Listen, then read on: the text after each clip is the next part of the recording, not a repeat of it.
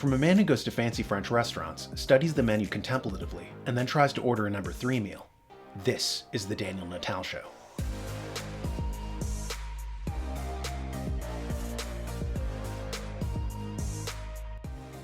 There is a great quote whose author I now forget, but it was to the effect that in a free society, the people have a right to privacy and the government is transparent, whereas in a police state, the government claims it has a right to privacy and the people are supposed to be transparent.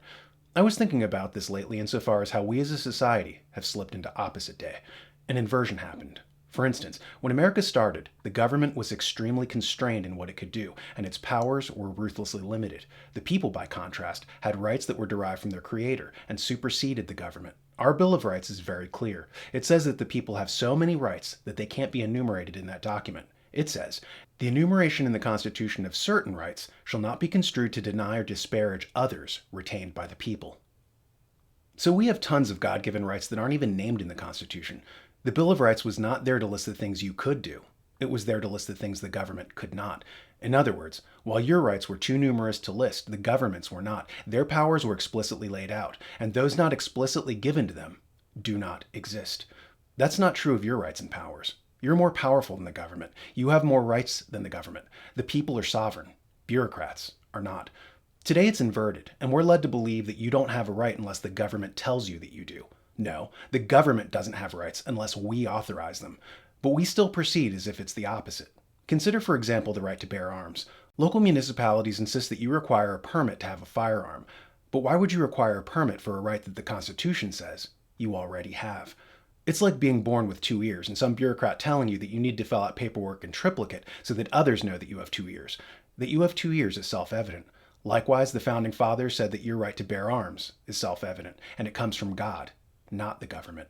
In fact, they lay the injunction down that the government shall not infringe on the people's right to bear arms.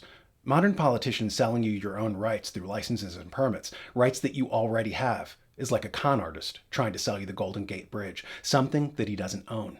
A legitimate government's sole job is to protect the rights of the people. It is constituted for no other reason. But somehow, we've slid into a permanent opposite day. The media praises opposite day under the pretense of destroying stereotypes. So if the statistical reality is that most scientists are men, they're sure to cast a woman in the role. If the statistical reality is that most lumberjacks are white, they're sure to cast an African in the part. Every day on TV is permanent opposite day, and that's fine, until unreality spills out into real life, and we're told that wholesomeness is degeneracy, and degeneracy is wholesome.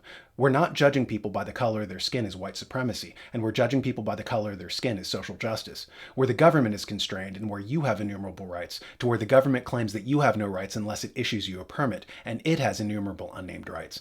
Our founders understood that your right to breathe was not contingent on the government, nor your right to defend yourself, nor your right to free movement, nor your right to free worship, nor your right to free assembly, nor your right to free speech.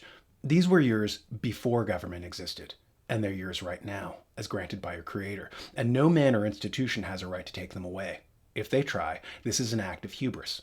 According to Melissa Lane in The Birth of Politics, she says, we can think of justice as opposed to the idea of hubris, which in Greek signified a form of status violation, a disrespecting of what is owed to someone. Justice is giving people what they're owed. The disrespect involved in hubris, by contrast, upsets the natural order and threatens to bring down divine retribution. Your rights are your due.